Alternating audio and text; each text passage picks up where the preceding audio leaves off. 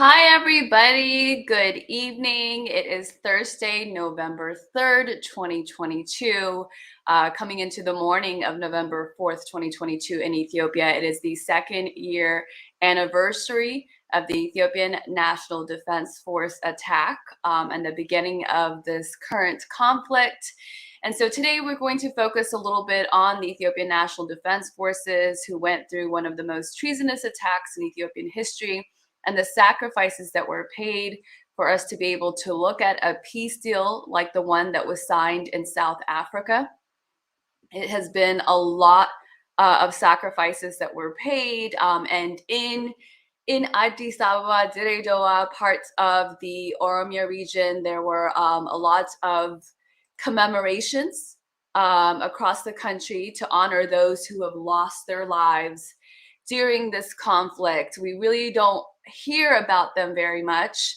And I think in some ways it's by design, because it's difficult in a time of war to talk about the amount of losses. But we know they have been taking place not just in that initial attack, but throughout this war, both on the Ethiopian side and on the Eritrean side, particularly in the first year of the war. So today's the day to just sort of talk about and discuss the sacrifices that were made for the country to still be able to say it's still Ethiopia. A lot of issues, of course, because of the fallout of this war, but the country's sovereignty has been protected by the sacrifices of the men and women who put their lives on the line. This war, as I've said before, was absolutely avoidable. So those on the receiving end of it, both in Ethiopia and Eritrea, were making a choice, a very difficult choice, to put themselves on the line. And it is something that we should take a moment to really honor, as was the case in Ethiopia. All over the country today, there was a protest in Washington, D.C., or I should say a rally rather, to some degree in Washington, D.C. and in Geneva today. And some of the signs that I saw did honor the Ethiopian National Defense Forces. It welcomed the opportunity to begin on a path of peace. And that is the new chapter that hopefully the entire Horn of Africa is entering after a devastating 2 years of war. I will be joined in a little bit by Nebiu Asfaw to talk about these sacrifices and how we can honor them, how we can make sure that they were not in vain. And I've talked about this before when I was in Ethiopia for that brief period. In January, I was able to go to one of the inaugurations for the military facility there. And during that event, they honored some people who've lost their family members as part of this current war. And there was one family in particular that really tugged at my heartstrings. It was a mom with her two kids. Maybe a teenage daughter. She was a little bit older, but the boy was much younger, maybe 6 or 7 years old, just looked tiny when you look at him from a distance in the audience. And they, as a family of 3 now, were walking up to the podium. It was a long walk, so it really gave you, the audience, a chance to really think through what this family had just lost. And they were walking to receive an award on behalf of the father, the late father, and the late husband of the family. So when you're looking at it up front like that, you recognize these are real people who left behind their families to defend their country, and they should be forever honored. What happened in South Africa yesterday was a historic moment. Yesterday we talked a little bit about some of the concerns and challenges that might be ahead, and that's intentional, and it's something that's always worth thinking about.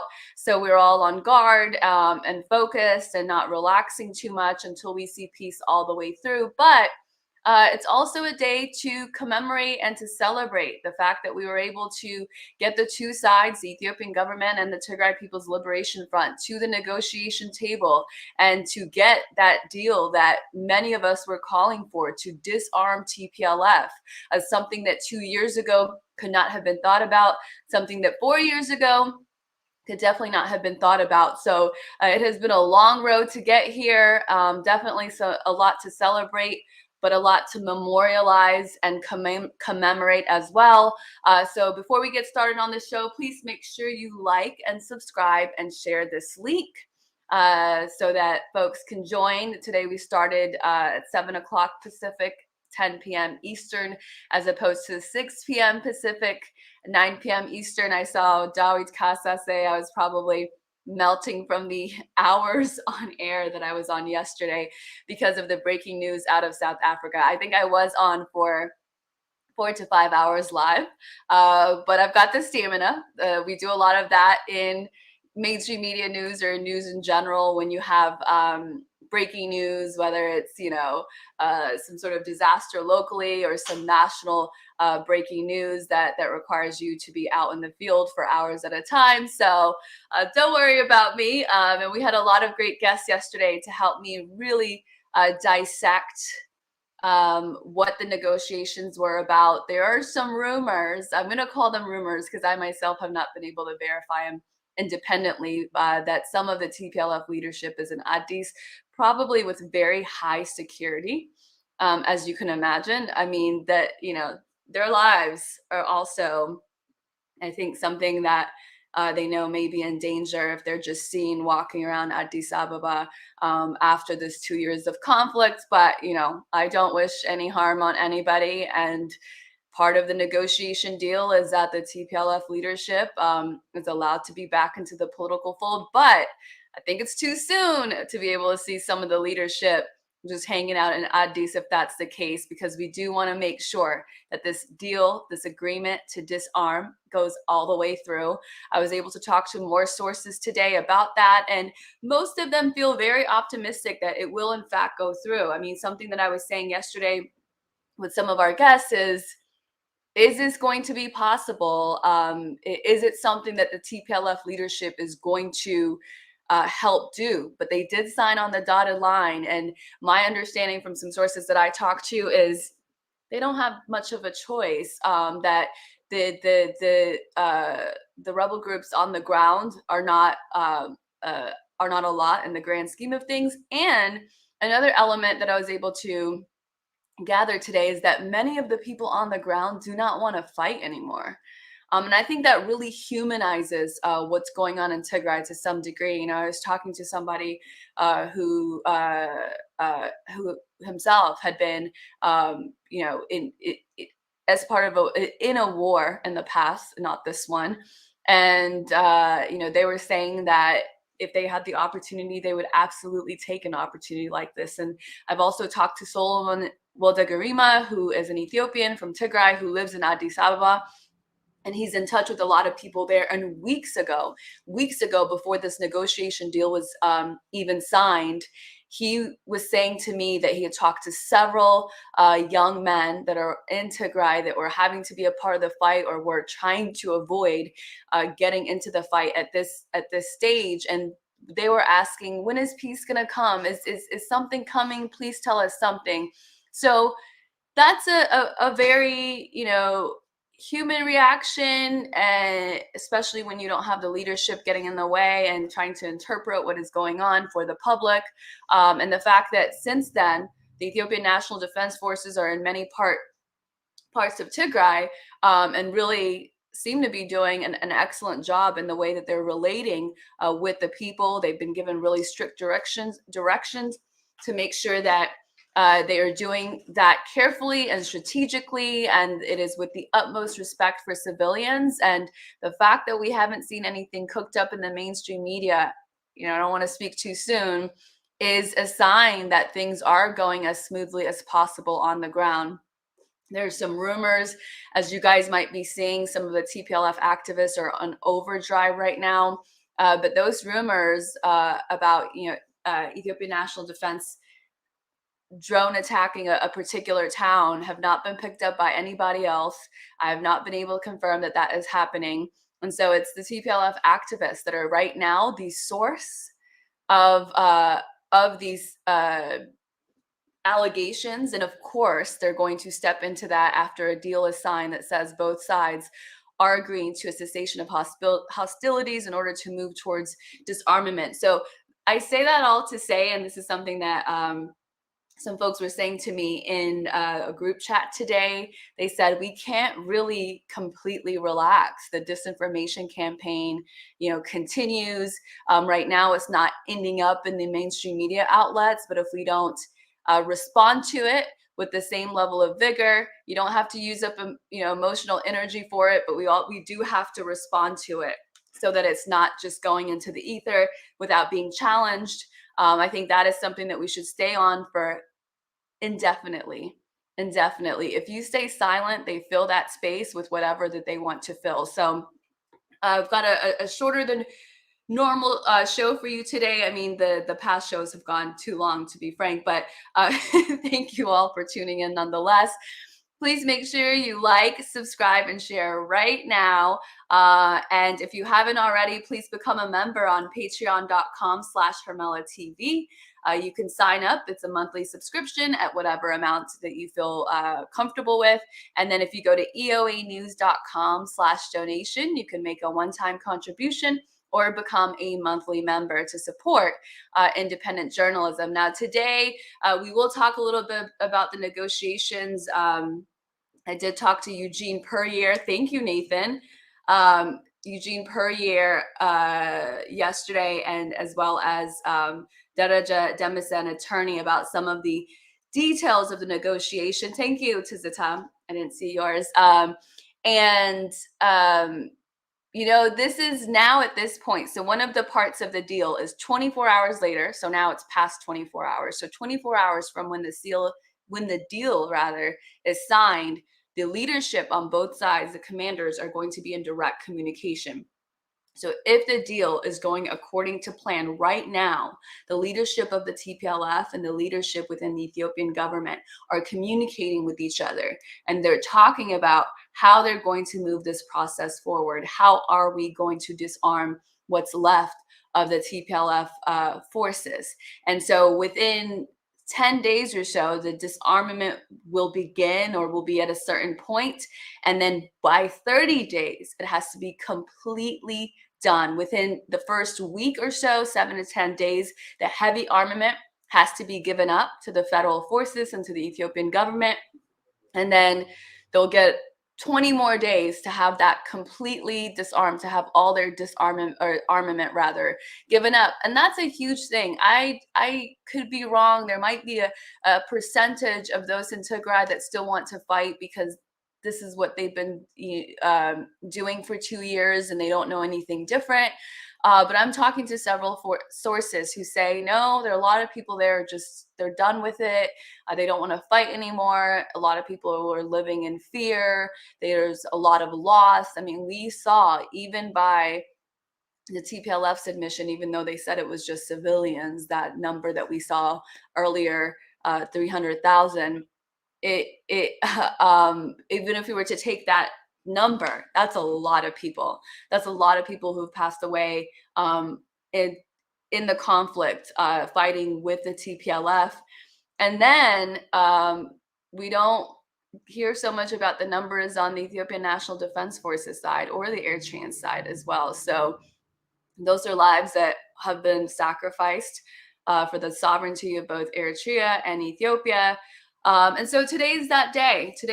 And how fortunate that we were able to sign a deal, or the two sides agreed to a deal the day before the second year anniversary. So without further ado, let's take a look at this intro to commemorate this day on the second year anniversary of that infamous attack that led us to 2 very different years than the years prior. I think I speak for most of us when I say the last 2 years has been very different for the majority of us. I mean, it's been life-changing for me in so many ways.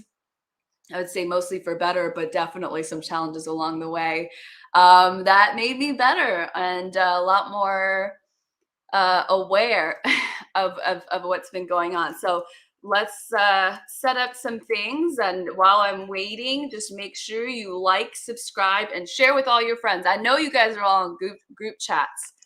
And we're going to get started in just a minute. I don't have my producer today. Okay.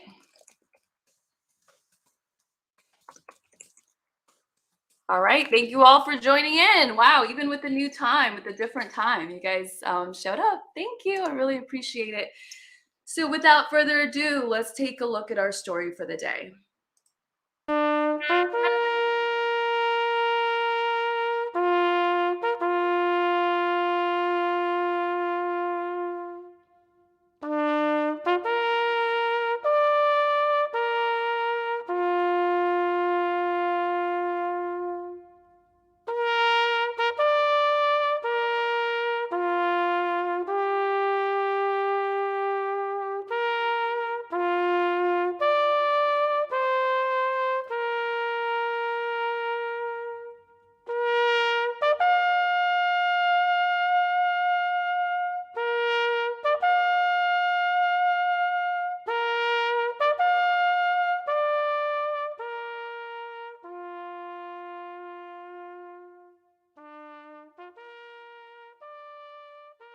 Today marks 2 years since that fateful day when Ethiopian National Defense Forces were attacked and killed by their own comrades in one of the most treasonous attacks in Ethiopian history. The fugitives within the TPLF have been determined to trigger an armed conflict by attacking the northern command of the Federal Armed Force stationed in the Tigray region, intending to take control of its mechanized weaponry and capability.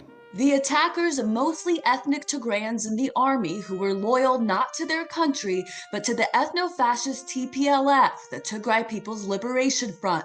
They encircled us. They first opened a psychological war to surrender.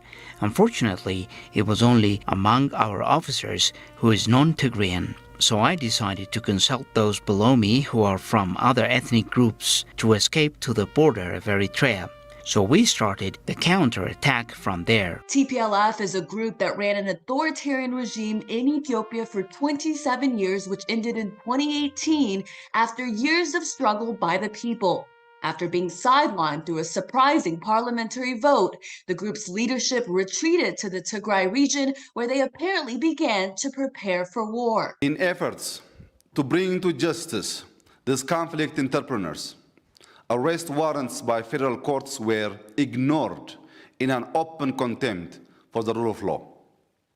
Fugitives from the law assumed official party and state government positions within the Tigray region, and serial obstruction of justice became the hallmark of the TPLF. For more than 2 years, the federal government opted for maximum restraint, even though it was being criticized by citizens, including by the federal parliament, for not taking more measures to apprehend fugitives from law that were at large in the Tigray region. Unfortunately, the responsible and restrained approach of the federal government was perceived as weakness by the fugitives and their clique. Millions were displaced around the country by ethnic violence that the TPLF was believed to have been orchestrating, aiding, and abetting. Behind conflicts that have resulted in the suffering and the deaths of many Ethiopians in the past 2 years, close observers of Ethiopian politics could clearly see the influence of the TPLF clique. They sponsored, trained, and equipped any force that was willing to engage in violent and illegal acts to derail the transition. It has been a devastating 2 years of war for the country and its neighbor and ally, Eritrea. This week, a historic African Union-led peace deal was signed in South Africa. On one side, the Ethiopian government, and on the other, representatives from the TPLF, who agreed to disarm their armed insurgency network. Orderly, smooth, and coordinated disarmament. Orderly, smooth, and coordinated disarmament. That's former Nigerian President Olusegun Obasanjo reading the terms of the welcomed peace deal.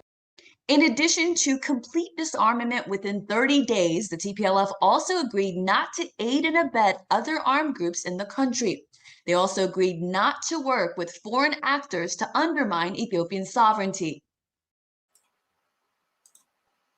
Did y'all hear the last two parts? Okay, first of all, you know, we want to do more of that. We want to do more of honoring the heroes that we have not been able to honor during this time of conflict. I want to get more stories of people who were there on that day, the night of November 3rd, going into November 4th. It was election day here 2 years ago. And many of us woke up on election day and found a very different Ethiopia that was facing us.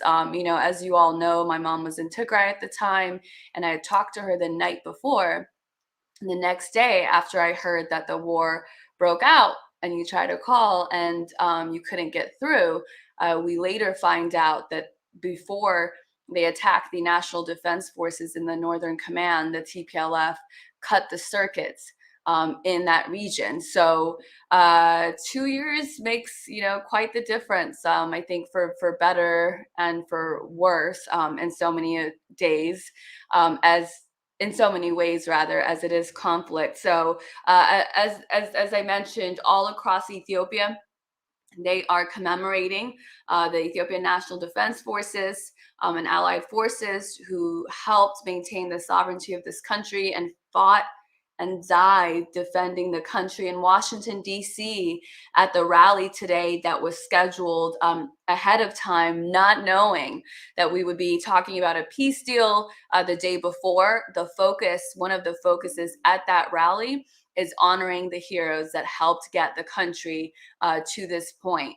You know, in that region, a lot of lives have been lost. A lot of men and women both have done heroic, unthinkable things, have survived unthinkable things. And one of the things that continues to amaze me is the lack of resentment, real resentment among Ethiopians, the willingness to move on, to forgive, like Daniel Kibret said, but not forget, to want a more peaceful era, and to not be hanging on to the past as long as the deals of this negotiation actually go through.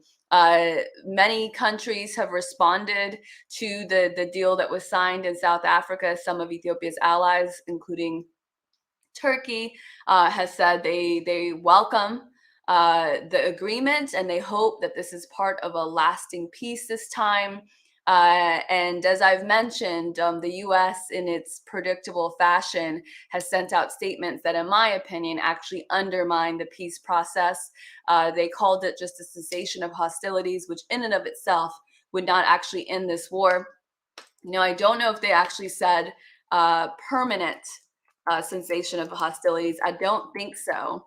And that itself is, I think, just a doubling down and a tripling down of what the U.S. strategy on Ethiopia has been. It's often stepping in to undermine the peace process as opposed to uphold it and bolster it. And it may just be why Prime Minister Abiy Ahmed did not mention the United States or Special Envoy Mike Hammer when he was thanking those who helped sign that deal. As we know, Hammer was in Tigray with those infamous selfies now, just days before the TPLF went on the offensive.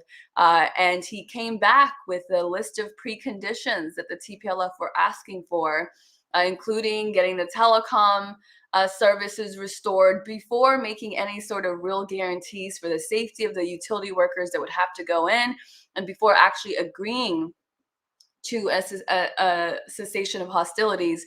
And then they actually went on the offensive. So there was no thank you to Ambassador Mike Hammer, who's probably trying to cook up something now. And you know, when he came back from that trip, a lot of us were very upset with the over friendliness that was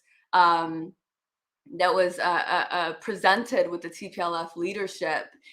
But then he came back and he had a meeting that was not, you know, public, but it's not private in terms of content as far as I'm concerned. But he had a meeting with many of us in the Ethiopian community. It was one of the first meetings where he was meeting with pro-unity voices, as opposed to these, tribal liberation front representatives in the diaspora who often don't have any direct connections to their ethnicity on the ground, but yet they have created these organizations here in the diaspora saying that they represent all ethnic fill in the blank. So we thought it was actually, I didn't, but some people thought that it was a sign that things would change, that he was willing to meet not with the tribalist voices of Ethiopia that often were against the government and supporting their own ethnicity in some really contradictory fashion, and instead meeting with pro-unity voices. But in that meeting, he came, now that I think about it, it was the day after the TPLF had gone on the offensive. So as you can imagine, most of us were absolutely furious because the last thing we saw as a special horn envoy is him going to Tigray, taking these selfies, coming back with these list of preconditions from the TPLF. So he didn't do what he was supposed to do, which was come back with a guarantee from them that says that they would make sure to ensure the safety of any utility worker that goes into that region to fix the telecom services, because I think we all want that. We all want people in that area to be able to get calls. We all want people in that area to have light and power, any basic necessities that they had before. There's no reason actually why they should have ever lost it. It was the TPLF itself that destroyed much of the infrastructure so that they could be in the dark. Unet, yeah, Nebiu is coming. Thanks for asking. And then we'll hear some from Naaman. Sorry, long week. Naaman about some of the the ENDF and what they were up against. But so he came back, and then in that meeting, there's two of us that are from Tigray, right? I'm born in Addis, but the way that we identify, I guess you could say I'm ethnic Tigrayan, at least for the purpose of that meeting. It was important to say that.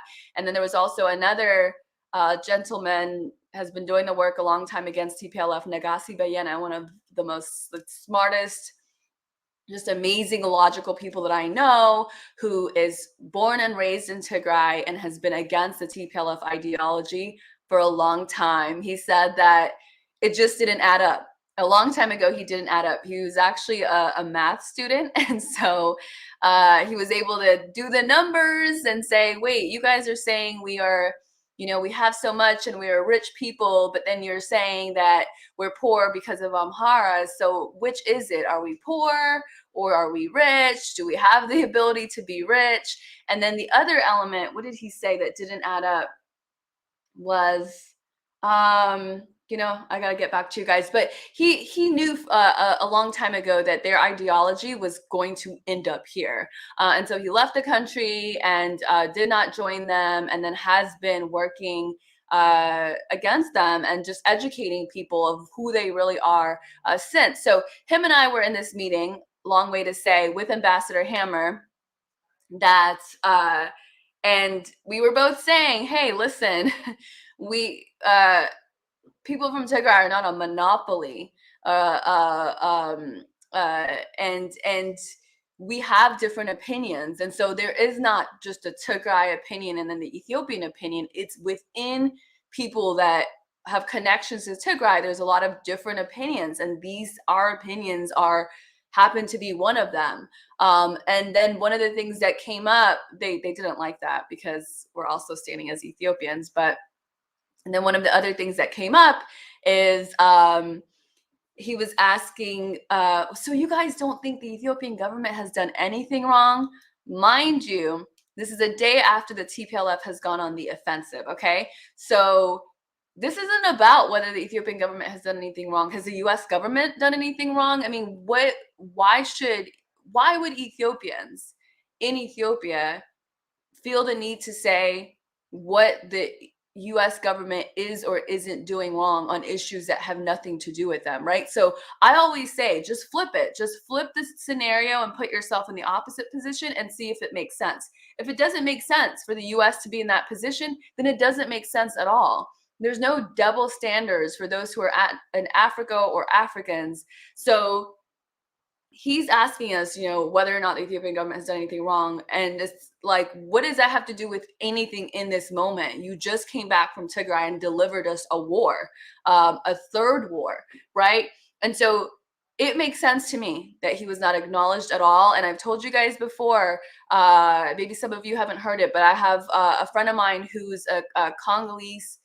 He's from the DRC, journalist, and as soon as he saw Ambassador Mike Cameron, he said, "Be careful with that one. He has successfully regime changed in the Congo. You guys need to be careful with him." And so I think people are recognizing that he's somebody that's often working behind the scenes and is not to be trusted when it comes to protecting the sovereignty of countries in Africa. So I'm glad that this is genuinely an African Union-led peace deal. And I'm going to go through and answer some of you guys' questions and comments. And like I said, Nebi will be joining me in just a little bit. So Solomon says, we have to watch with one eye open from the experience we have TPLF. I say two eyes, not one eye, at least one eye, but two eyes. Absolutely. So I was on actually Breakthrough News with Rania and Eugene earlier today. Water break. And Rania asked me about that. How can you guys trust the TPLF after everything they've done, after everything they've broken? This is not about trust. There is no trust. There is no trust. There are papers that were signed on the international stage that outline what they're supposed to do. From what I gather from government sources, they are holding down their defense positions. They're watching what the rebels do. They're watching what the leadership do. And so this is by no means about trusting TPLF. This is a military, to some extent, defeat that then brought these leaders to the table, if not to save the people, to save themselves. And, I said this on Breakthrough News earlier today. I'll give them credit for that. I'll give them credit for signing the deal now so that more people don't have to die. I mean, whether it's to save themselves or not, I mean, it is what it is. But the fact that they did it, they signed it, and hopefully they actually go through with it, is something to celebrate. I mean, they could have just been completely delusional and continue to go against it. And I don't know what it would have looked like on the military front. How far along was the Ethiopian government? Would it have been? I doubt it would just be easy. I just don't think anything in war is easy. So if even one more person losing their life needlessly was avoided because of that peace deal, great. I mean, one life is everything for somebody. We talk about these numbers like 300,000, 500,000. What? That's so crazy. That is so crazy that we're talking about people dying on those numbers. I mean, they're TPLF numbers, so I do have some doubt, but still thousands of people, tens of thousands, hundreds of thousands. That is crazy. That is really, really wild. If in fact those numbers are accurate, it's really unacceptable that we're talking about numbers like that, and much of them young people that are dying for what? For a group that has had such luxury, that was able to buy things that money can't buy for most people. So I say I'll take the peace deal. It's something to celebrate, but it's not about trust, is my point. Kenobi, TPLF are never trustworthy, but a concession is a concession. Exactly. Medles T, why did Ethiopia Federal let TPLF come back when they were winning the war? Please answer that question. You mean in June? I think you mean in June. I don't know. There's some unanswered questions for me about what happened in June, why the federal government retreated. A couple of data points that I have heard is that the some of the interim government that were there There was a mix of people who are actually loyal to the country and those who are loyal to the TPLF. In fact, many of them, when the federal government retreated, decided to stay there. So I can imagine that was a huge security issue. And so it's possible that has something to do with the retreat. My understanding, again, this is just my understanding, it's not a hard fact, is that Eritrea was not happy with that June retreat. But obviously it didn't keep those two from actually working together, because their fates are absolutely intertwined. So let's go through a few questions, and then I want us to listen to Naaman talking about just the army and what it was under the TPLF and what the odds really were that the ENDF and the country had to overcome. And then Nebi will come in and we'll talk more about our soldiers, the Ethiopian National Defense Forces, who have put themselves on the line. And today is the second anniversary of that attack. Sirak said, do you think the TPLF is at a point where they can be trusted? I don't know why you guys are talking about trust.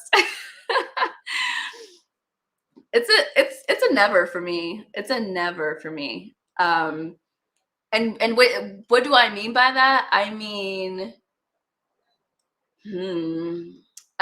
I don't know. I wouldn't trust myself to be around any one of them. I don't know. It's just, to me, there's a level of inhumanity that I've seen that, I mean, I'm not a fear-based person, but yeah, no. I'm not I wouldn't trust anyone for the country or for myself that has been on this track all along, particularly those in positions of power. So I think that answered your question, Sarak. And then Roblox Girl says, TPLF is buying time. Whether you believe it or not, they will not disarm. Therefore, the Ethiopian government has to be on standby always to respond to their TPLF's upcoming actions. I mean, I think what you're saying is all true. I mean, it can all be true. It can be true that there's going to be resistance to disarming. And then it could be also true that some people will actually disarm. It can also be true that the Ethiopian government is absolutely going to be on standby to respond to the TPLF. I mean, they're holding ground in Tigray because they're doing that. They're not, I don't think they're letting up. I don't think they saw the negotiations deal and said, okay, sure. So they're going to do it. I mean, until they do it, they haven't done it. So I don't think that's an issue at all. I understand what you guys are saying. And when the time comes, and if there is an issue, it's something that we can discuss. But, you know, I'm getting the sense that the Ethiopian government knows that this isn't about trusting. I mean, they wouldn't get this far if that's what it was. I do think there's been issues of trust early on. I mean, Prime Minister Abiy Ahmed mentioned it there from the 2020 speech, that there was a lot of treason within, and that they were maybe too patient with the TPLF, and that a lot of people were upset with how patient they were being, and it was seen as weakness by the TPLF leadership, which I absolutely see that, honestly, even in the followers. They assume because you're not aggressive, you don't play dirty, or you know, you don't have this infrastructure behind you per se, that you're weak, or they feel like they can come after you.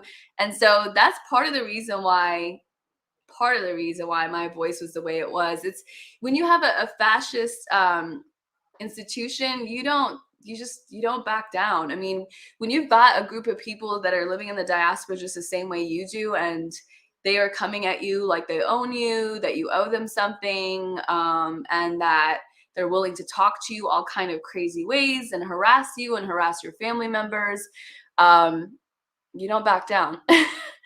You don't back down. And they know if you do retreat, they'll come at you even, I think, 10 times as hard. Because I know people who've tried to retreat and then they end up actually getting harassed more because they actually bent to what they're saying, and then they end up they realize they can do that to you and it works. So that's my take on that. Okay, Kenobi says, I just don't understand why this disinformation campaign is still happening.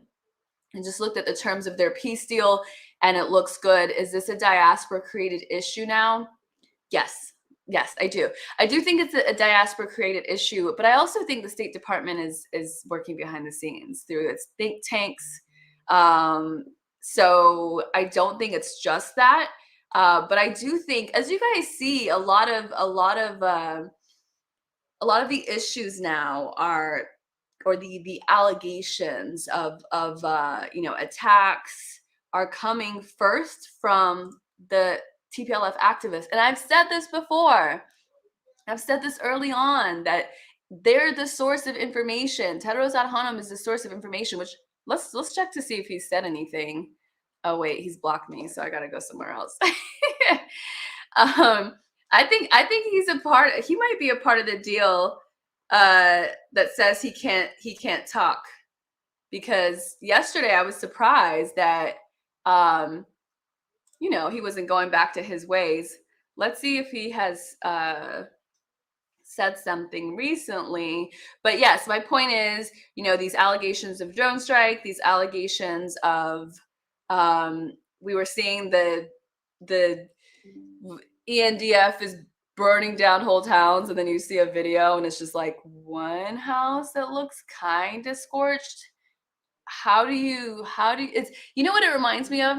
It reminds me of when one of the spokespeople in Tigray, Professor Kandea, like, I don't know what his position is, but he acts as a spokesperson for the TPLF, and he accused the government of a drone strike that hit civilians. And then there was like a guy's arm with a little bit of a wound that looked so tiny that it's unbelievable. If that's your evidence for a drone attack, then it just doesn't make sense. And then somebody picked it up. Some of the mainstream media outlets picked it up. So I say that all to say that a lot of the disinformation was originally being sourced from the TPLF diaspora and people like Tedros Adhanom. And then now it doesn't seem like the mainstream media is picking up on it. So, I'm looking at Tedros's profile, and he did a retweet. He did a retweet of Joseph Borrell, who says the EU welcomes the announcement of a cessation of hostilities in Ethiopia. Joseph Borrell, by the way, is the guy who said that they're the garden and we're the jungle. So he goes on to say, swift implementation of the agreement reached today is needed. Priority to resume humanitarian access in all affected areas and to restore basic services, in particular in Tigray. Okay. That's not a bad statement from the we are the garden and they are the jungle guy. So yeah, another point on that. I think, how part of the agreement, the negotiated deal, is that they can't have hostile propaganda. They can't discuss hostile propaganda, both the TPLF and I guess the Ethiopian government as well. And I think that Tedros Adhanom would have to be a part of that. I mean, he is an actual TPLF member. I don't know if there's a database, but you can argue, a lawyer, an attorney would go in and say, of course he's a part of the TPLF. He should definitely be a part of this deal. He's an active member. It's one thing if he was not taking part in this conflict, if he was, a TPLF member during his days in Ethiopia as Ethiopia health minister. They helped him get into his position. And then in the last 2 years, he said, you know what? I'm the World Health Organization Director General. I'm not going to get caught up in this rebel politics. If he said that, then you could say, okay, there's many allegations against him back in the day, but the fact that he is biased and actually acting as a spokesperson for the TPLF in this time of conflict after they attacked the National Army bases is not one of them. You couldn't accuse him of that, or you could, but I just don't think it would be a strong allegation. You could say maybe he's working behind the scenes, but he just made it really obvious. So what I'm seeing is starting yesterday, he is back to work. He's talking about the climate change. He's not talking about Tigray anymore. Not talking about, not fueling propaganda anymore. I mean, a few days ago he was talking about they're burning down whole towns. And then he was also still talking about that unfounded allegations of genocide. So the fact that he is now quiet and is focused on his job, hopefully, at least in public, is a good thing. It's a good thing because I really think that a lot of the TPLF diaspora, they need this. They need the guidance. They need Tedros to say something. They need Getachew to say something. So if they're not hearing that, at least in public, where are they going? Where they don't know where to go. They're directionless. Then they're led by, sorry to say it, but these low-level activists that have an agenda and that think they're going to be like some sort of a superstar or superhero because of what they're doing. Let me check out Getachew Reda's to see if he's sticking with the peace deal agreement. Yep, nothing there. So I think it's going to be a good thing. I think it's going to be a good thing that the hostile propaganda is not there. And it appears that Tedros Adhanom is falling in line. Let's answer a few more questions. Is it true that the TPLF? Okay, yes, I did hear this today, and I heard it from a good source, but that's not to say that they didn't get it from a bad source. I mean, it's not, I haven't done enough work to say that this is 100% true, but I'll let you guys know as soon as I can say that. The question is it true that those TPLF part of the negotiation in South Africa are now in Addis Skylight Hotel? Okay, Skylight Hotel is very specific. I would think they would be at the Sheraton because of the security. So I don't know. But I did hear Getachew Reda is in Addis Ababa. So I'll let you guys know for sure, though. I'm going to try to find out. We know Debretsion was in Tigray.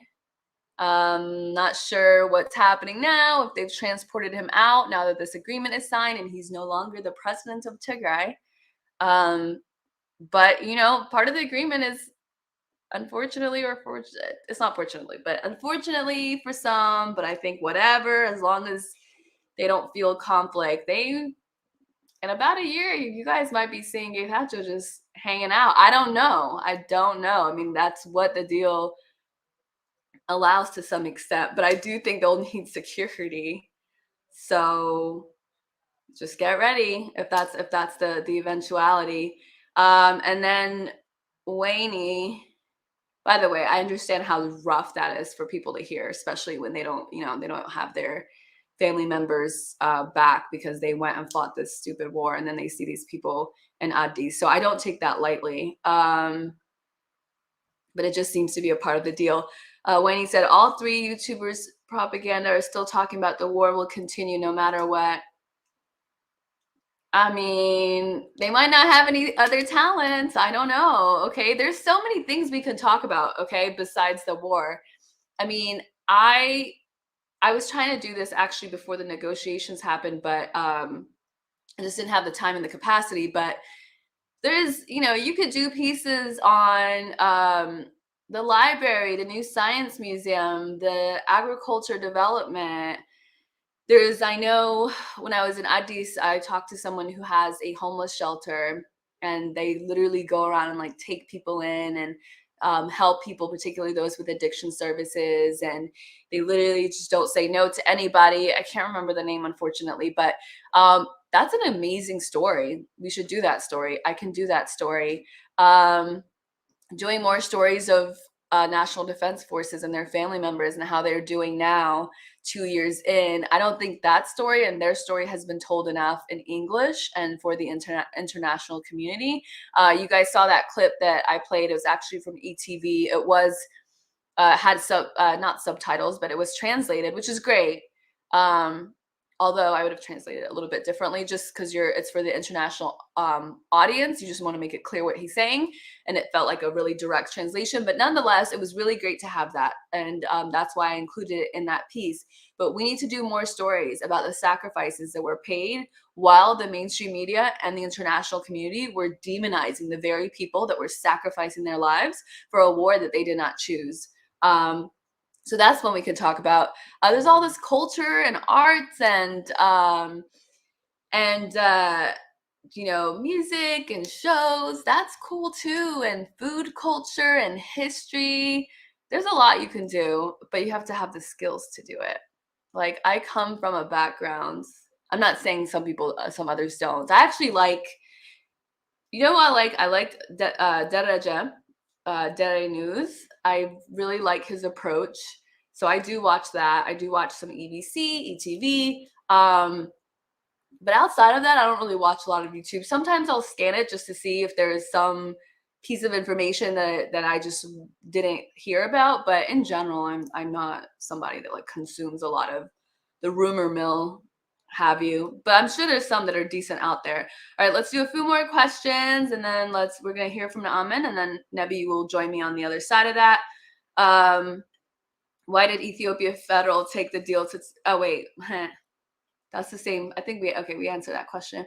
Tedros, what did you think about the Tigray media stating today? Oh, let me see. I missed that.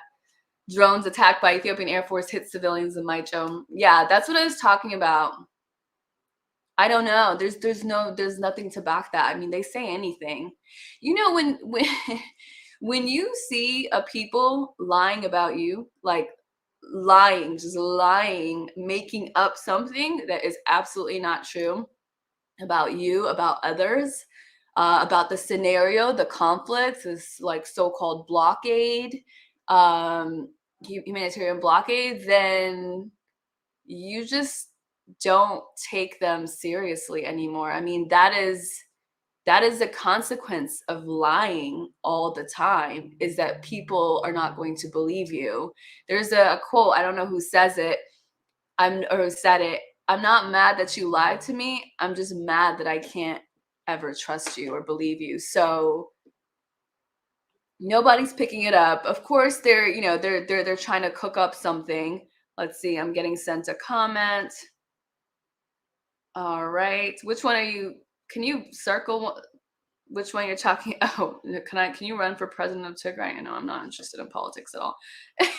Thanks, Alex. It's a no. Okay, let's see. Let's get a few more questions. Thank you guys for the super chat. Much appreciated. Commemorating the 2nd year anniversary of the war. And fortunately doing it with some news about peace. All right, I think that's some of the ones I can answer. Why did Ethiopia Federal take the deal? Okay, we saw that. Let's go to the bottom. We've got to combat lies. Yes, we do, Barakat says. Unless I answer that question, I think. Okay. Dub. That sounds like dub. So user dub. Thank you, honey. Says, do you think the international community tolerate them again if they broke the peace deal again? Yeah, the international community would. If they didn't, it would be a beautiful thing. It would be a pleasant surprise if they said, you know what, guys, we can't deal with you anymore. That would be cool. Yes, AZ saying yes. If you send through a super chat, your question is going to be highlighted, so we'll try to prioritize those. And thank you to all of those who've sent one in already. So wait, what were we just talking about? Oh, do you think the international community can tolerate them again? Yeah, they've tolerated them. They've enabled them. Like I said, the State Department statement said cessation of hostilities. I actually went back to see if they said permanent. And Secretary Blinken with his statement did not say permanent. So now I'm trying to go back and look at the actual full statement to see if they said permanent cessation of hostilities. But yeah, I absolutely do think that the international community, whoever they are, will absolutely tolerate them. Let's take a look at the State Department statement on the deal and see what they said. I think there might be stuff going on behind the scenes, but I just don't think they'll be successful. And I think if people continue to be strong and unified, no weapon formed against you shall prosper. That's the bottom line. Not to say that they're not forming weapons, but I don't think they'll actually be successful. Okay, I'm looking for this State Department statement on the peace deal to see how they've managed to find a way to undermine it. All right, I'm not finding it on their social media pages, but the point being, in the tweet, Secretary Blinken said cessation of hostilities, not even permanent cessation of hostilities when it comes to talking about the agreement. So no, I don't think it's an issue of whether they'll tolerate them or not. I think they absolutely will. So and Nebiu is going to join me in just a second, but let's answer a few more questions and comments. How do you see Western media propaganda, which I consider as foreign interference, equivalent as intervention? What do you think on this? Let me know. It is, but it is soft intervention. So it's not a military intervention or, okay, that's actually a really good question. I'm processing. It is, but it is something that we can fight because we too, we have the ability to do that. But yeah, I mean, it is, that's a really good question. I mean, it is intervention. I mean, why do you need to talk about it if you're going to talk about it and completely twist the story? I'm going to say there's so many good questions. Sarak, do you think the Ethiopian government will sign a deal without consulting the Eritrean government? Ooh, I'm going to save that one for Nebiu. The term international community should be replaced by the Anglo-Saxon / the West. That's not a lie. I'm putting that up there. That's why I say the so-called international community, but sometimes it gets old to just constantly say so-called, but I think that's a better, until we come up with a different term, just like mainstream media, I'm trying to figure out what do we call it, because I feel like we're giving it too much respect by calling it mainstream media. All right, let's get Nebiu in here and discuss a couple of other points. And then we'll continue to take your questions. AZ King is building through them. And if you haven't already, please become a member on patreon.com/HermelaTV or go to eoanews.com/donation and make a contribution to support to support independent journalism. Without further ado, let me bring in Nebiu Asfaw in here to join me for the latter part of the show. Nebiu, welcome. Hey, Hermie, how are you? Good. How are you? Good. I'm loving this daily programs. They're great. Thank you. Yesterday was a marathon. Wow, I saw that. Yeah. Incredible. You know what? Somebody said election night vibes. It's kind of what you do when it's like, CNN and the networks do election night. Except it's like a 1.5 person production, but I think it went really well. So thanks for making the time again today. It just occurred to me earlier today that it is the 2nd year anniversary to the date of the Northern Command attack. And the fact that yesterday we were talking about a peace deal, a historic peace deal, is the timing of it is just like it feels like a miracle. And we've talked about this before. Yes, there's a lot of effort and sacrifice put into this fight, particularly by the Ethiopian National Defense Forces and the allied forces in the country and in neighboring Eritrea, who also sacrificed for the peace in the Horn. But definitely feels like there's divine intervention, and this kind of the timing of it, also kind of sends that message. What did you feel today when you started processing the fact that this is a 2-year anniversary of that attack? It's surreal. Like, it's really hard to believe that it's been 2 years. And I mean, we've all of us, including your viewers, um, we've been in this fight in our own way for 2 years. And it's just been nonstop. It's been like drinking from the fire hose. And and as much as all that is, just to kind of look back and on this date, to this date, probably at this hour, um, in the Northern Command, just imagine being a soldier, serving your country, guarding the border there for over 20 years, away from your family, and if you have children, away from your children, your parents, sisters, brothers. In the middle of the night, you're sleeping, and your comrades, your partners in arms, turn their weapon on you, ambush you in the middle of the night. That's not only a high crime, I don't know what to call that. It's just really unheard of that a military personnel turn on their own brothers. Because when you're in the military, you're considered brothers and sisters. And that's what they were. So it's just really, really, really sad and heartbreaking. But, they say Ethiopia is, Yak Al Agar, like God's land. And when you see this kind of things, it's not a coincidence. Just, and I was talking to somebody yesterday, and they were like, "Oh, it's Georgis. It's on a day of Georgis that this happened." And there's this story about during the Ottawa, our forefathers carrying like the Georgis picture. I mean, there's all this stuff, but it's a spiritual country where really sometimes you just gotta believe that God is watching out for us, and God is watching out for this people, because what Ethiopia just overcame, the magnitude of it, no one else, no other country has overcome it. Not Syria, not Libya.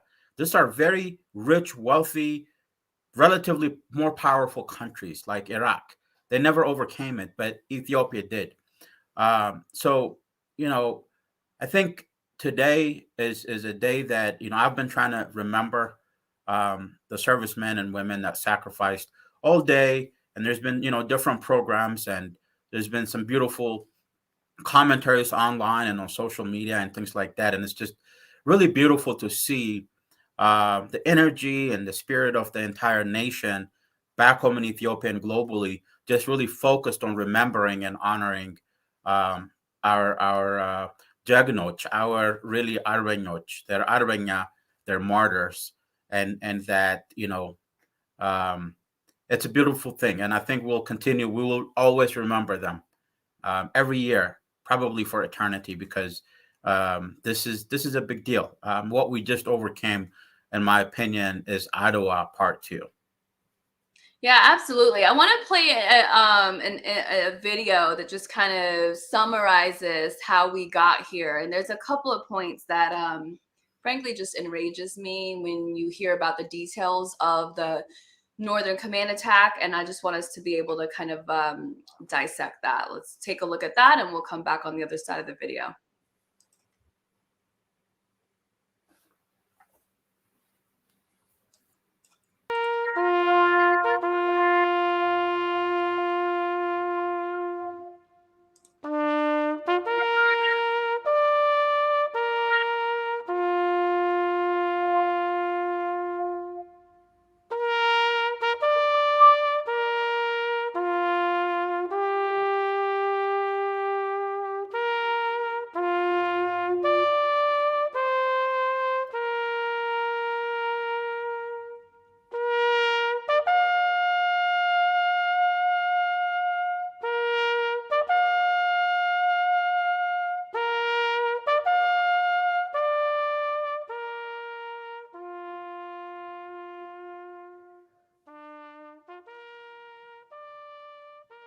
Today marks 2 years since that fateful day when Ethiopian National Defense Forces were attacked and killed by their own comrades in one of the most treasonous attacks in Ethiopian history. The fugitives within the TPLF have been determined to trigger an armed conflict by attacking the Northern Command of the Federal Armed Force stationed in the Tigray region, intending to take control of its mechanized weaponry and capability.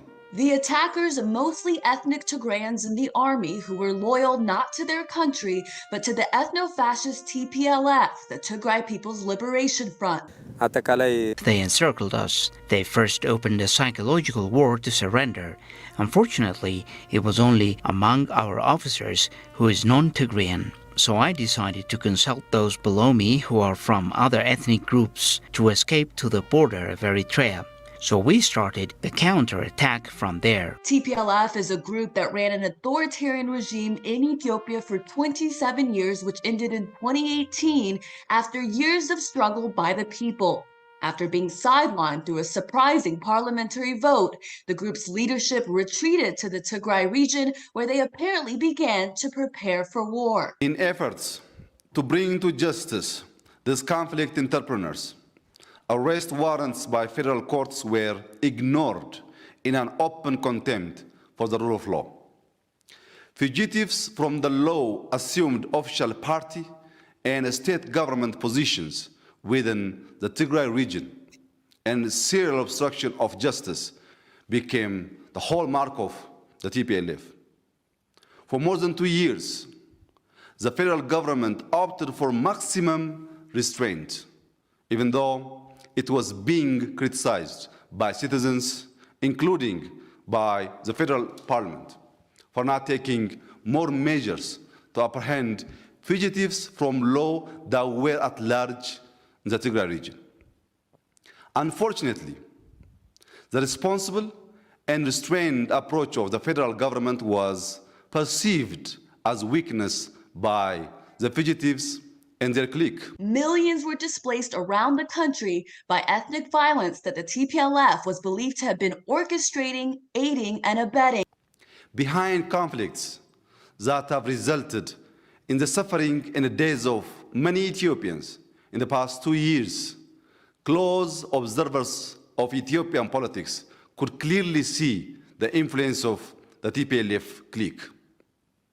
They sponsored, trained, and equipped any force that was willing to engage in violent and illegal acts to derail the transition. It has been a devastating 2 years of war for the country and its neighbor and ally, Eritrea. This week, a historic African Union-led peace deal was signed in South Africa. On one side, the Ethiopian government, and on the other, representatives from the TPLF, who agreed to disarm their armed insurgency network. Orderly, smooth, and coordinated disarmament. Orderly, smooth, and coordinated disarmament. That's former Nigerian President Olusegun Obasanjo reading the terms of the welcomed peace deal. In addition to complete disarmament within 30 days, the TPLF also agreed not to aid and abet other armed groups in the country. They also agreed not to work with foreign actors to undermine Ethiopian sovereignty. Neviye, when you see this, just sort of the encapsulation of how we got here, first thoughts? Sobering. I mean, I was just trying to hold it back, you know. That's sobering. Wow. Yeah, I know. I've had my holdbacks the last couple of days. So something about me, I'm a late feeler. So when something first happens, I'm like in go mode or like trying to figure it out mode. I don't really process it. And then when you wake up the next day, it's like, oh my gosh, did we just get that deal? Did we just possibly start getting past this horrific 2 years? And just looking at that, and the music doesn't help, which is kind of the point as a producer. But then I'm like watching back my own piece, and I'm like, oh my god, Yeah. Very powerful. That was moving. it really is. Yeah. When you see the faces of the people and the woman carrying her comrade, like, let me not cry on the live today. Yeah. That's just reminds me, there's so much that has not even been told yet because we've been in life-saving mode. Yes. And I think it's going to be important to you know, allow the troops to tell their stories, I think what we're going to hear is going to be just terrifying. I mean, we already know some of the horrifying stories we've heard, like some of the troops that were on foot that escaped from the camp, how they were run over with a truck, with a Mack truck, the TPLF just running them over and throwing them. I mean, just the sheer um, cruelty of the TPLF, in full force against their own comrades is, this is going to be, just something that we're going to have to mourn over. I don't know that we've properly even mourned yet. And I know that, honestly, to be honest with you, when I kind of see this and think about this, just a part of me is like, I can't believe they're gonna walk for free with amnesty after they did all that, and that was just a beginning, you know, what they did to civilians who are not even armed, right? We honor them too. They started in my cadre, literally within days of this. They went into my cadre, knocking on doors, civilians, mothers and childs, and they have nothing to do with the war. They have nothing to do with the government. They don't know no politics. Slaughtered them with knives and machetes, and that was just the beginning. And after that, how many massacres can we count over the region of Amara and over the region of Afar? Um, I've seen a list of the massacres. I think it's over 12. The Chena massacre, I mean, you name it, all of it, just TPLF committing that, and that all started with the slaughtering of these troops. So, it's really hard to swallow, but for the sake of peace, we may forgive, and I think we'll have to forgive because forgiveness is needed to move on and to heal. But we will never forget. Yeah, I think this is a very delicate moment for Ethiopians and Eritreans. So the way that this peace deal is handled and the way that the Ethiopian government handles it is of the utmost important. I don't think people have any more F's to give, so they cannot really challenge people with any sort of atrocities that are committed, across the country and anywhere in the country against civilians. This needs to get under control. They have agreed to not be aiding and abetting other armed groups. We know that it's insinuated that they're talking about OLA there, maybe other named and unnamed and unorganized groups. And then they said that they have agreed that they will not work with foreign actors to undermine Ethiopian sovereignty. Both things that I think are a huge admission of something that we already suspected. And in the case of OLA, it was actually openly said by them. They would encourage certain elements of it. So these security issues that were there before, I think, hopefully, I mean, we've had a little bit of space before the last atrocity, and so all these things are so important. Otherwise, I think Ethiopians are gonna say, get them back over here or get some more people in jail, because we cannot just be letting people walk away after doing such gruesome things. And you mentioned my cadre, and there's so many other massacres that happened as a result of the war. And I'm sure there are groups of people that were also killed in Tigray as part of the, UN High Commissioner report that mentioned at least one there. And so I think about the civilians everywhere that got caught up in this also as martyrs. They did sign up for it. It wasn't supposed to be that way, but they lived so that the rest of the country can they died rather to be able to, but the rest of the country lives. So I just don't think we should take it lightly. I mean, I think that And the children too, the children from Yeah. Tigray, Yeah. as young as 8, Yes. that were brainwashed and really abducted and taken into the war and not even properly trained to fight.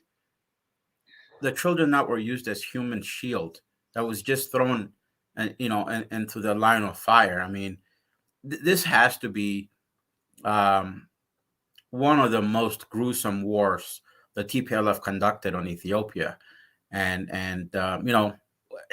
I think that this is going to go on the history books globally and studied by academics on how such a criminal entity like the TPLF was able to successfully wage such a gruesome war while getting cheered on by the world, while giving the appearance and the world believing that there was some kind of a noble rebel force.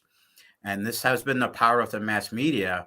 And I think that's why we and everyone appreciates you, Hermi, and so many of the other independent journalists who really put a stop to this, because this has been the biggest deception of possibly potentially the century. I don't know that if there's been an incident in history where literally the script were flipped, where the victims were portrayed as the victimizers and the victimizers portrayed as the victim. This has been just really odd, but Xavier Ketupagano, Kahizbagano, and I'm just really so happy for the people of Tigray to be liberated finally. The people of Amhara and Afar that have suffered, and just the people of Ethiopia and everyone that has been so stressed. I mean, who has not been stressed for the past 2 years and worried what was going to happen? Things could have gone the other way easily. And we could have been witnessing the disarmament of the Ethiopian government. We could have been witnessing the TPLF walking into Addis Ababa. That would have been a complete nightmare after all this. And that's why we just really on this day I really appreciate you doing this honor. But I know you called out Eritrea earlier, but it was also in the video. The men and women in the Northern Command, as they were getting slaughtered from the TPLF, they crossed the border into Eritrea. I mean, thank God it's not a hostile country. Thank God that we'd made peace with them. Thank God that they also consider the TPLF a threat. That they welcomed the troops that came in naked, humiliated, and helped them and then helped us. So, we must honor Eritrea. They've had many men and women from Eritrea that have sacrificed for this, and all the allied forces beyond the Ethiopian Defense, National Defense Force, the Amhara regional forces, the Afar regional forces that have also so sacrificed, and then the people's militias like the Fano. Those are regular people, students, merchants that just really gave up what they were doing and said, "Well, I'm going to defend my country," and went in and sacrificed. Initially, even without weapon, they were out with like knives and machetes. That's the spirit of that Ethiopian spirit that really defeated the Italians at Adwa, and we saw that this time, and we honor all of them, and I really wish if I had a message, Hermie, as well as we're honoring the fallen men and women of all the forces that I've mentioned before. We also must honor their families, because this are not folks that have money.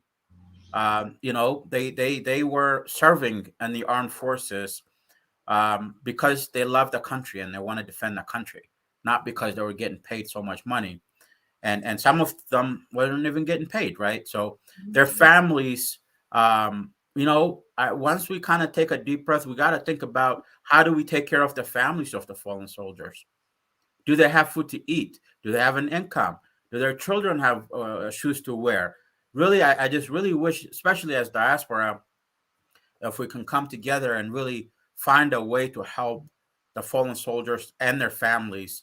And then there's also a lot of men and women that were injured during this war.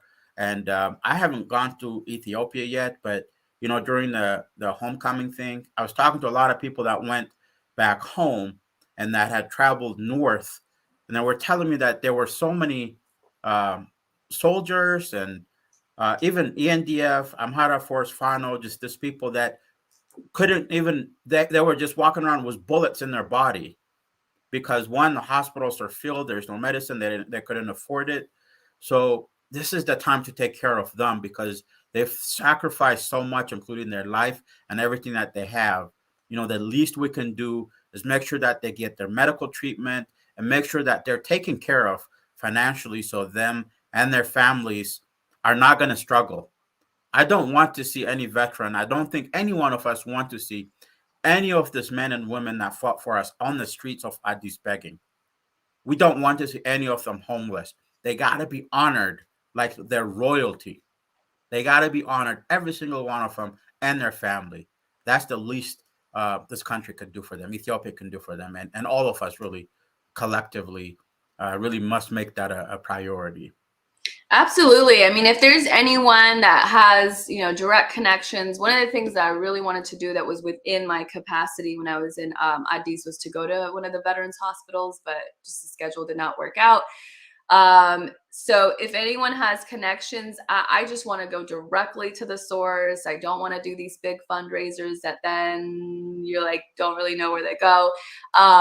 Sometimes you need to do that. I get it, but these should be targeted efforts. So if anyone has direct connections in Addis to a veteran hospital and has good relationships with the people or can form good relationship with the people so that whatever is raised can actually go to the right places and can help facilitate that, I'll definitely be asking around, because I do know that in the past, with Ethiopia, we do not honor the people who are disabled because of war, and they end up living very lonely lives, similar to what happens in the U.S. by the way. So, but it that can happen if the society doesn't make an effort to really help them both psychologically and physically. I want to go through a few comments and questions while you. Hermie, can I comment on the psychologically what you said? I'm so glad you mentioned that.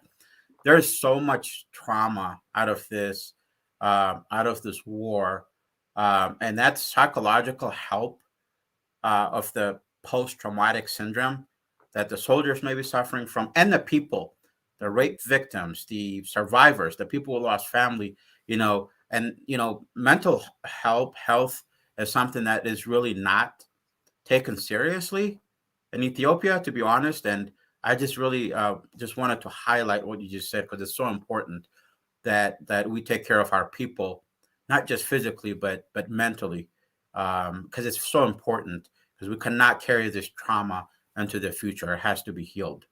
So I'm really glad you mentioned it. Absolutely. One add to that. I remember hearing actually from one of our folks that there were some people on the ground in the Amhara regions that she had gone to visit, and she talked to a couple people, one a woman, another a man, who'd both been sexually assaulted. I'm a little emotional today, so but it's gonna be all right. But she talked to a man and a woman that had both been sexually assaulted when the TPLF militias came in, seemingly drugged up out of their minds, according to what the Minister of Defense said. The condition that they were in just wasn't right. And then when they asked him what happened, did they give you something? Did you take something? And they said, oh, they just gave us tea. Obviously, it was more than tea. But so they came in these conditions, and that's they're not in their right minds, and they're already told this genocide rhetoric. So you can imagine the brutality and the energy they came in with. So anyhow, they were sexually assaulted. And one of the things that the woman told her, and about the guy she told me, made me so mad. One was the woman was being shunned from her society as if she had anything to do with anything. Like she was a victim of a war, and yet it was looked at with the same, level of shame and isolation as, there's no scenario where that should happen, but I think you guys know what I'm talking about. The culture can be a little rough in some regard. And then the man just wasn't able to really talk it out and wasn't in the right mental health condition and he wasn't able to work and he was suicidal. So I say that all to say we need to be warriors in protecting these people. And we need to talk to the people on the ground that we know and make sure that they are evolving in terms of their perceptions of the society and that they're not actually adding to the pain of the people. So to me, a community should be coming around this woman and a man. It's their own community and saying, Aizo, like, it's not your fault. Like, we're going to get through it. It doesn't make you any less of a person. Let's just get you the healthcare that you need. And we're here for you as a community. It's not acceptable for the community to make it harder on the victims. And so I really hope, and I've said this before, our culture needs to change too, to some degree. I mean, I know this is a generalization. Some are in some ways more progressive than others, but there's parts of the country on the ground that really need sort of social workers intervening and helping people figure out how to talk about these things in a way that's not going to amplify the pain of the victims. So just wanted to throw that in there. Just a couple of more questions and I'll let you go, Nabi. First, thank you so much to Teklu for becoming a Patreon member. Got the notification. Thanks so much. Isaac Tesfaye, thank you so much. Sitot Abara. And then and Johannes. Wow. Thank you guys for supporting independent journalism. Much appreciated. I called, you answered. I appreciate that. Let's go through a couple of questions and answers, or a couple of questions and comments. So we'll do my lightning round thing. Is it true that over 1 million Tigrayans died in this war? Do you think the numbers are that high? That's what Teddy's asking. There's been so much disinformation and hyperbole from the TPLF side that 1 million people is a whole country. I don't think so. I don't think so. There's a lot of people that died, right? But there's just no way 1 million people died. I don't think so either. Yeah, I think hundreds of thousands is accurate, but I don't even know if it's 500,000. But I've also heard people say up to 1 million, but I don't know. We're not gonna find out until they do an actual assessment. Let's see. Question for both of you: for the long run, what and how long might it take to cleanse the TPLF mentality of the Tigrayan population? I don't know. It's really up to the people. This is about their survival at this point too, because if they continue to be these agitators and provoke war, there's a response to every provocation, right? So yes, people will die on both sides, but you do things because it's good for you. And so I think, first of all, I'm learning that there are a lot of people who have at least one parent from Tigray or both parents that actually don't like the TPLF. They just don't come out publicly. I don't know the numbers, and you see in the same family. I actually met somebody recently where she's got a very logical understanding of the context, but she has a couple of family members who see it completely differently. Her father's from Gondar, her mother's from Tigray. So there's somebody with that same exact profile that will be out in the streets talking about Tigray genocide and whatever else that comes with that. So it just remains to be seen what the population actually looks like. What do you think? I am a lot more optimistic on this than most people that I speak with. I think that people of Tigray are sick and tired of the TPLF. We've already seen reports that were done by academics and others of people that were fleeing Tigray that talked about the horrors. And as the infrastructure gets fixed and restored, as electricity comes on, as the telephone service and internet comes on, the people of Tigray are going to come out of the darkness that the TPLF has kept them in. So they're going to hear the truth. You got to remember, if all they heard for 2 years was TPLF propaganda and how they're hated by everybody else and how they're, blah, blah, blah, blah, blah, blah. And that's just hammered into them. And even before that, there's been so much brainwashing, how the TPLF operates like a cult. But I think that when the people of Tigray come out and see, as we're witnessing in some of the areas already liberated, that they're going to flip. At least a critical mass.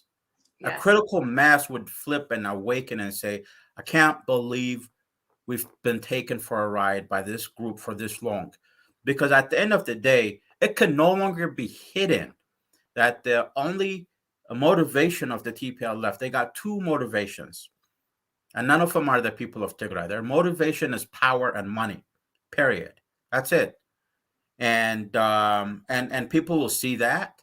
And I think that, in fact, I think that the TPLF knows this, that the people of Tigray have given up on them. And because if they thought that the people were with them, I guarantee you that they would have gone into a guerrilla fighting mode and continue to fight.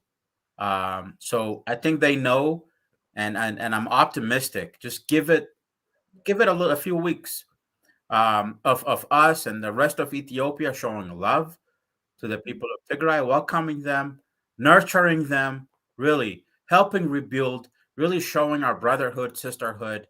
You know, love always overcomes hate and fear. And right now, because of TPLF, the people of Tigray are in fear. But as they come out and are welcomed with love, I think that um, this will not be a problem anymore. At least the critical mass would come together with the rest of Ethiopia. Remember, Tigray is the foundation of Ethiopia. Tigray is Ethiopia, and most Tigrayans are proud to be Ethiopian historically, and that spirit cannot be put away by the TPLF, a dying regime, or a dead regime, I should say. It's history, and I think we all can play a role in uplifting that spirit in Tigray. If you look at the diaspora, the Tigrayan diaspora, you would lose hope. Yeah. I'm not talking about the people here that are sitting in the coffee houses and are gung ho warmongering. Gong ho. Yeah, I'm trying to just ignore. I mean, there's a question in here about the disinformation that has started from them again. They're talking about a drone attack in Maicho, which nobody's picking up. The mainstream media is not touching it. No one's touching it. I've looked. There's no indications. I'm asking. They're literally just making it up as a way of saying, look, the Ethiopian government, as far as I know, the Ethiopian government is breaking the peace deal already, but they manufacture lies. So I don't know what percentage they are when you just think about like all people that have roots in Tigray, which isn't like a very hard to find line anyway. But yeah, absolutely. The ones who are out here super comfortable, and even maybe some in Addis that are very comfortable, are not a representation, I don't believe at this point, of what's happening in Tigray. Because if they were, this peace deal would not be made possible. Clearly, and I've talked to a couple more people since we last talked, clearly the people of Tigray are sick of them. The majority of the people of Tigray are looking at them saying, you lied to us about what this is about. Originally, I had heard people asking, like, I thought this was about Tigray independence. Why are we not going in that direction? Even some people in the diaspora were saying, wait, what are we doing? We want to run a government of people who want to genocide us. The contradictions have become very obvious. So I think you're right. There's just like small, maybe strongholds in the region.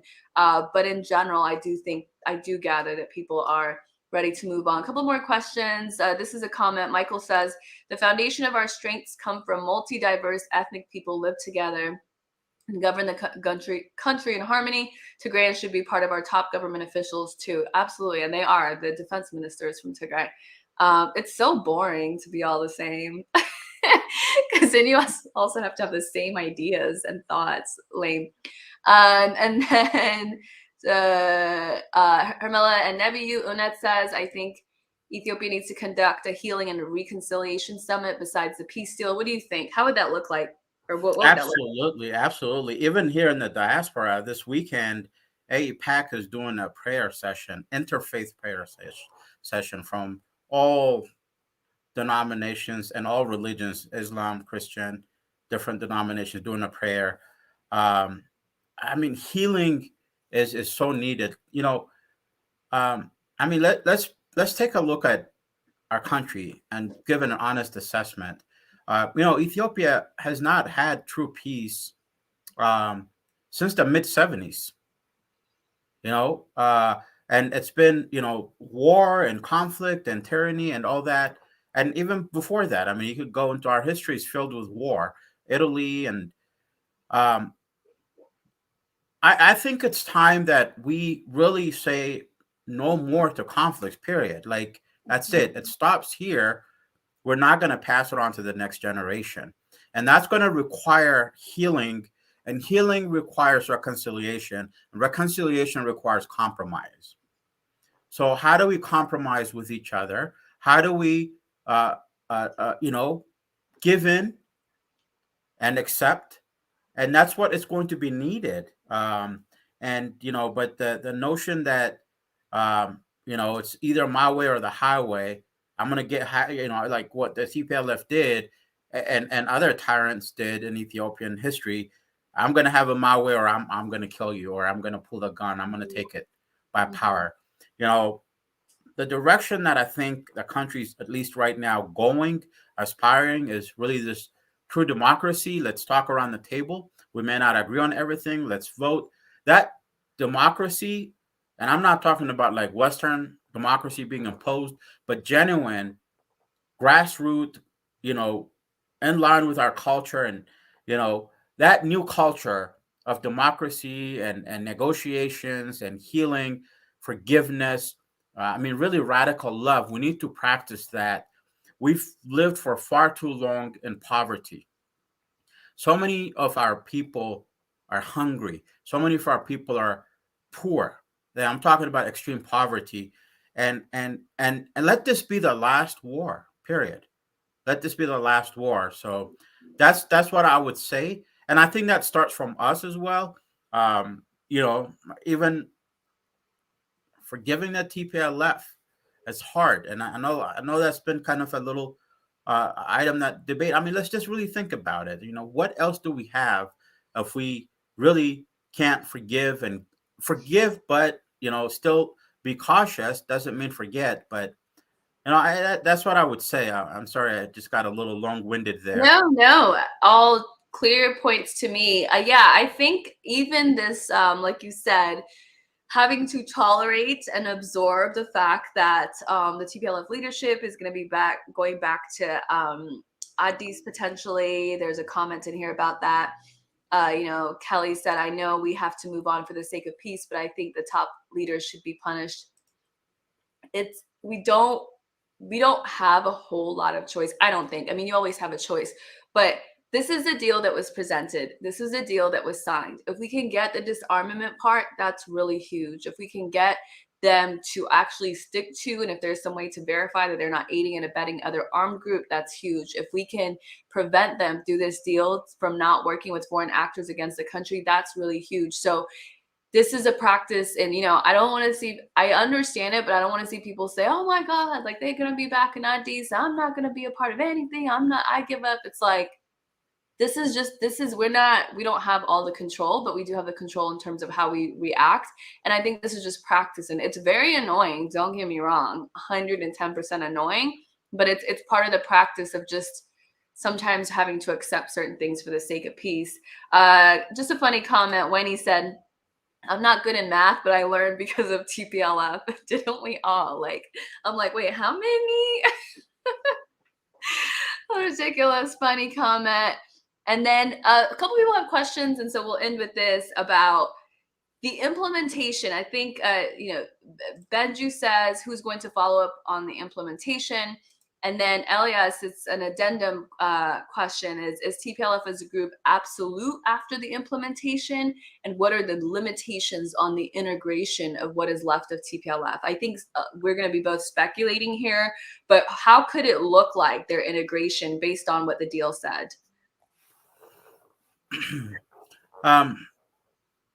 It doesn't give too much detail, so like you said, we're speculating, but the one thing that it stresses is de-arm and demobilize, meaning that the entity as a TPLF is no longer an entity, an armed entity, right? So as they become civilians, and they will be subject to the rule of law, right? So they would be judged just like any Ethiopian would be judged. And, if they're trying to incite violence, or if they're trying to, do things to undermine the rule of law, to undermine the process, they can get arrested, you know? But further speculation here, I really highly doubt if some of these top TPLF leaders returned to Ethiopia. I really doubt it. I think they're done, and I think they got the money, they got whatever they wanted, and they got their freedom. And I don't think that they would go back, and I think that they'll be out. So I think more of the concern is on the rank and file, the regular 100,000 plus people that were fighting for the TPLF, is we got to make sure that after the disarmament, that we help them heal from their brainwashing. We help them reconcile, and that requires maybe some training. Maybe I'm sure there's some things that can be done to heal people that were part of a cult or that were part of some militant movement. That's what I would say, and that I think that there will be a transitional regional government established in Tigray. Some of the TPLF people might be part of that, but remember, they're going to be subject to the law. And if I was a betting man, I would bet that any of the TPLF leaders that are the who's and who's of the TPLF would probably just get the heck out of there. I don't think they would stay back. Yeah, there's a couple people mentioning there was something going around today, and I don't have the information, but they're saying Getachew Reda and some of the leadership are actually in Addis. I don't know. I literally do not know. Yeah, someone said the news, but I don't know which news we're talking about. We got a call about it I got a call about it a couple of hours ago, but I don't know. It's not necessarily from someone that has direct information. So we'll see if that's true. They're bold. I wouldn't completely hold it above them. But based on my understanding, again, further speculation is the option will be there for them to take part in the political process in Tigray. And there will be options as well for the opposition groups, which didn't have the space before when they conducted the illegal election in September. And I think the prime minister described it well in the intro video. They basically were acting like a de facto state when they were running that election, when there was already scheduled that the federal election would run the following June because of COVID-19 pandemic. That was not unconventional for more than 70 countries at the time. Dozens of countries at the time did push it off. Remember, that's June 2021, and for Ethiopia, that made sense when you're predicting out. They didn't have vaccines as early as some other countries anyhow, so they decided to have the illegal election. They were saying no to changes within the Ethiopian army in order to make it more equitable. And then eventually they cut it down ethnic lines for the most part, although Naaman has also said that there were some Tigrayans that were killed because they didn't want to turn against their country because that was their duty. But so there's a chance. I mean, they have the opening to be able to do that, but will they? Will they actually take up that opportunity? Does it make sense for them to do that, or does it make sense for them to, support other young people in their venture? And I'm sure that's not going to come from a place of goodness, but we may just see certain rhetoric from certain opposition groups that run in Tigray that will sound very TPLF-esque, and we can tolerate it as long as they don't have guns. I mean, I can hear stupid ideas all day long. We see it on Twitter all day long. As long as you don't have the gun to make me think the way you think, or insist on living the way that you do, we'll see. But I wouldn't put it above them to go back to Ethiopia because they're very bold. But I could also see them just living in Nairobi or South Africa or Canada, as we reportedly heard they were going. Who knows? remains to be seen. Last words, Nebi, as we're wrapping the show and as we're wrapping going into the night or the morning of November 4th in Ethiopia, which would have been the day people woke up to this news. Yeah, just one thing. If the TPLF was an Addis, there's a saying, keep your friends close, but your enemies closer. So, hey, is it better to have them in Addis or in Ethiopia and watching them, or somewhere in the diaspora organizing some crazy stuff against Ethiopia, right? Right. No, I just, closing words, Hermi, I just really want to share my admiration to the people of Ethiopia, to the diaspora, and to everybody that's back home.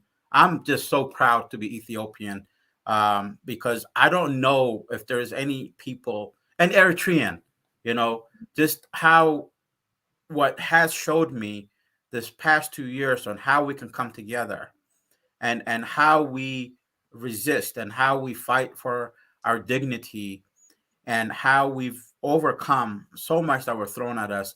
I'm just really proud of our people, Ethiopians. I'm just really proud of Eritreans, and I'm proud of all you guys. And I just really want to say Nkwande Salachu.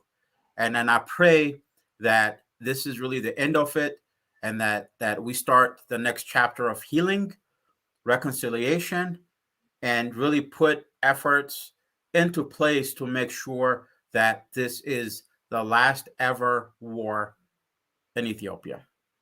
Absolutely. Thank you, Nebier, for joining me on this really important day. Thank you, everybody, for joining. Thanks for all these amazing comments. I'm reading as many as I can. Thank you, Ellie, for your support and contribution.